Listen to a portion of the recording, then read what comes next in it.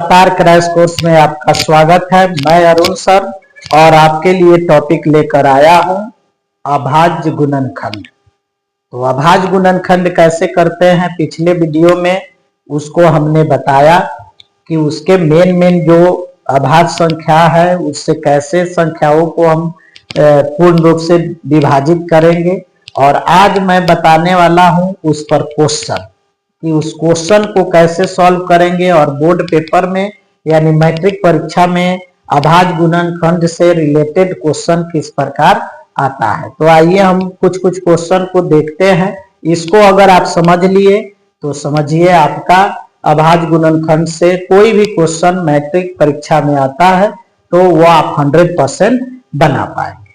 ठीक है, तो आप अगर मेरे चैनल पे नए हैं, सब्सक्राइब नहीं किए हैं तो सब्सक्राइब कर लीजिए।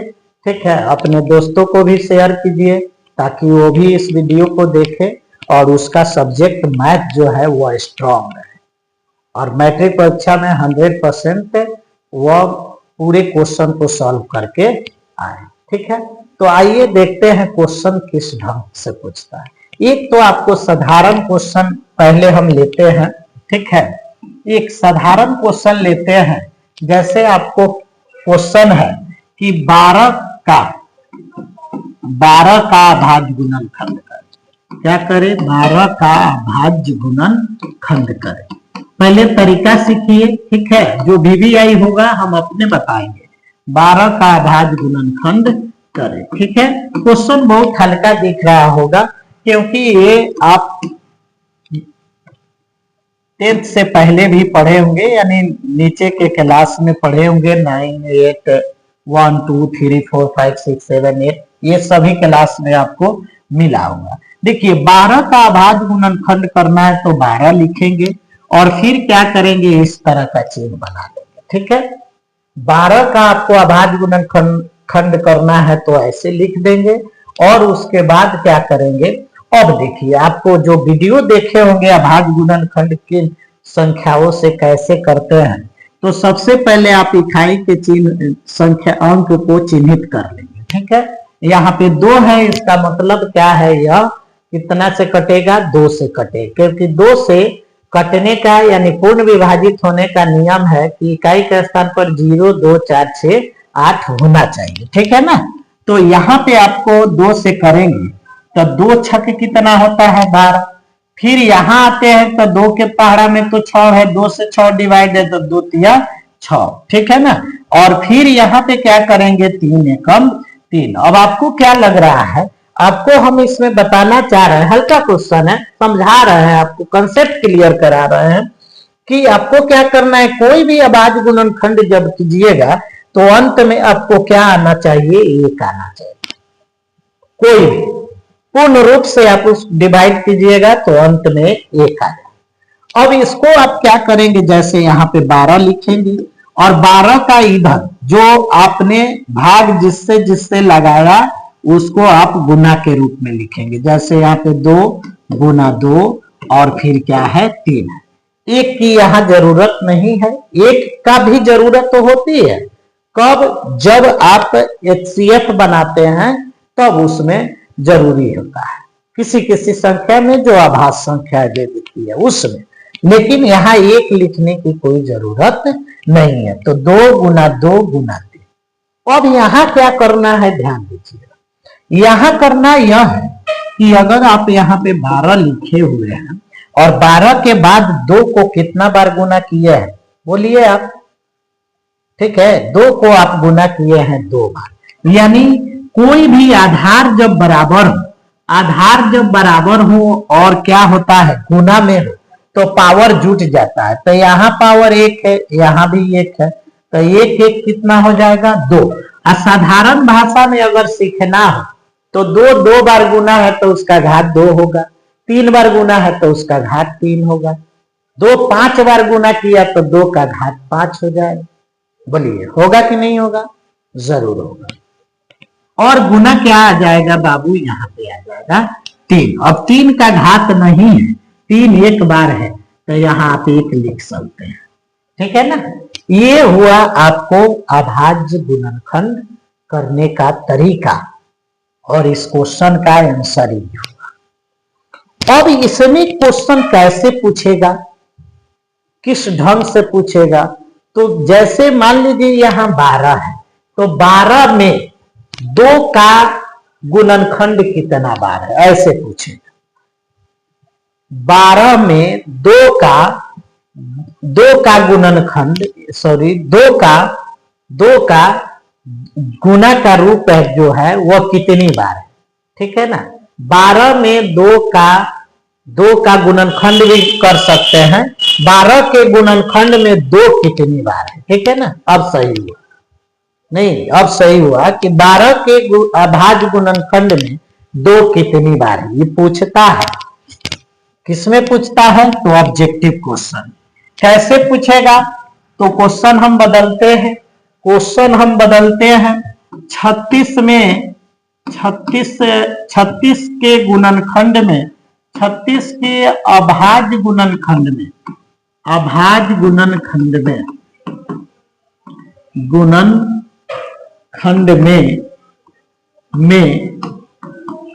2 कितनी बार है, 2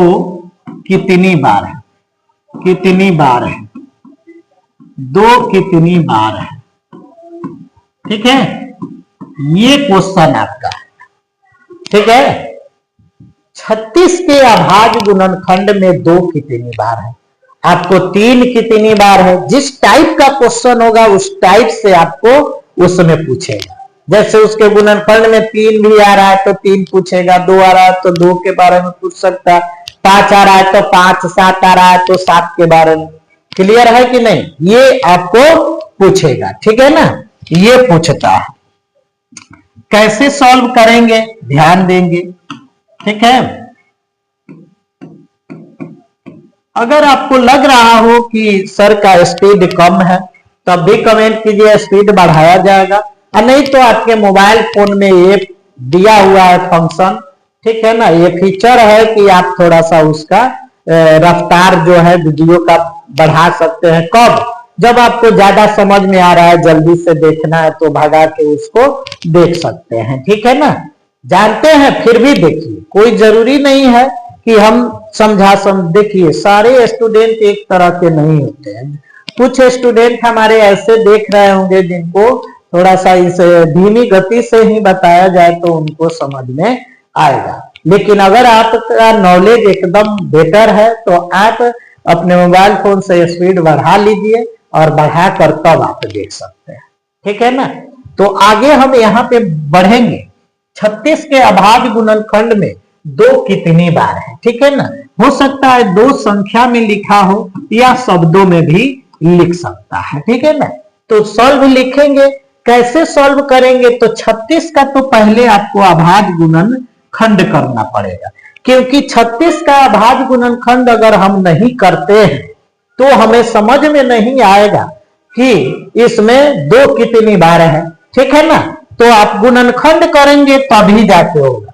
वो भी कौन सा गुणनखंड करना है, अभाज्य गुणनखंड, केवल गुणनखंड नहीं करना, ठीक है। बेसिक हम नहीं जाएंगे। यहां पे देखिए इकाई के स्थान पर 2 है, जांच 2-4 अंकों का हमने बताया, 2 का, 3 का, 5 का, ठीक है, 7 का, जरूर जांच करके तब आप इसका गुणनखंड कीजिए, ठीक है। तो यहां पे इकाई के स्थान पे 6 है, इसका मतलब ये 2 से कटेगा। तो यहां तो अब देखेंगे 12 जैसा नहीं है, ठीक है। 2 से भाग लगाना मतलब इसको आधा कर देना। या देखिए कैसे भाग करेंगे, अगर आपको नहीं आ रहा है तो अलग भाग भी कर सकते हैं। लेकिन देखिए यहाँ 3 है तो 2 के पारे में 3 तो नहीं है, लेकिन 2 एकम 2 होता है, तो 2 एकम 2 लिखेंगे तब तक 3 में से 2 जाएगा तो 1 यहाँ हो गया, 3 क्या बन जाएगा 1। तीसरी आंख से आप समझिए कि यहाँ 2 एकम 2 हुआ तो यहाँ 1 बच जाएगा, तो 1 का 6 कितना हो गया 16, तो 2 अठे क्या हो जाएगा 16, पूरा कट गया। अभी भी इकाई के स्थान पर 8 है तो इसका मतलब 2 से कटेगा, यानी ये 18 है तो 2 9 18। अब आसान हो गया, अब तो 9 आ गया, या 2 से नहीं डिवाइड होगा तो किससे डिवाइड होगा, 3 से। यानी 3 के पहाड़े में चाहे 3 से 9 डिवाइड है या 3 का गुणज 9 है तो 3 तिरके 9, और यहाँ पे हो जाएगा 3 एकम 3 हो जाएगा। बोलिए क्लियर है यहाँ पे। अब यहाँ पे दूसरा पेज नहीं लेंगे, हमें यहाँ लिख दे रहे हैं। अब यहाँ क्या लिखेंगे, 36 बराबर, यानी 36 का गुणनखंड क्या क्या हुआ।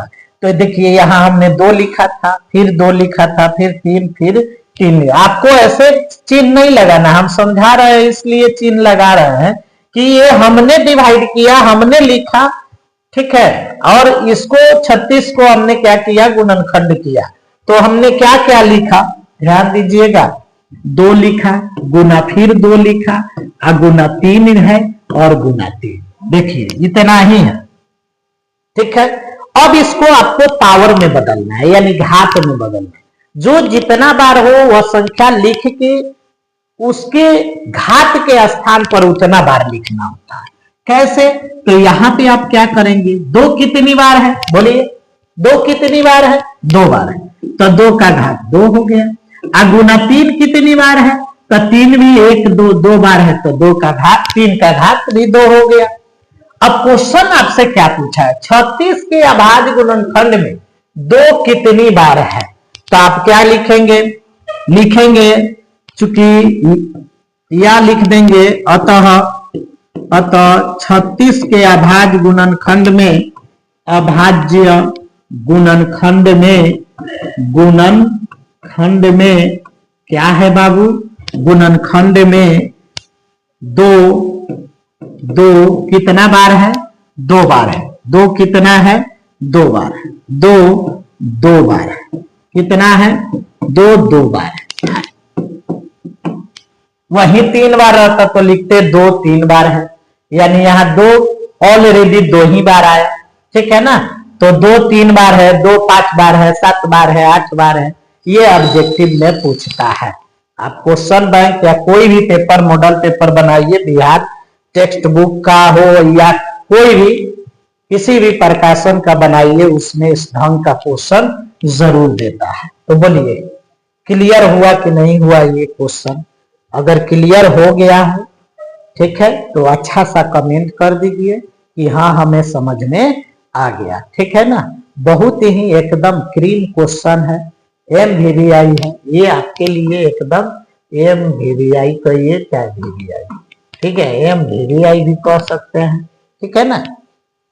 तो ये आपके लिए क्वेश्चन एकदम छप गया है। इसको आप, ये ऑब्जेक्टिव क्वेश्चन होते हैं, ठीक है, और इससे आपको 1 नंबर मिलते हैं। तो सही में आपको लग रहा होगा, अब लग रहा होगा कि अच्छा, अभी तो मैं डिफिनेशन पढ़ा रहा था, उसमें आपको मजा नहीं आ रहा होगा, लेकिन ऐसे ऐसे क्वेश्चन आप देख रहे हैं कि इस ढंग से बन रहा है तो आपको अच्छा लग रहा होगा, ठीक है। तो एक क्वेश्चन आपके लिए हम दे रहे हैं, कमेंट जरूर कीजिएगा। नेक्स्ट एक क्वेश्चन दे रहे हैं, ठीक है ना, 98 के अभाज्य गुणनखंड में के अभाज्य गुणनखंड में 7 कितनी बार है, 7 कितनी बार है, इसको बना के आप जरूर कमेंट कीजिएगा, ठीक है ना।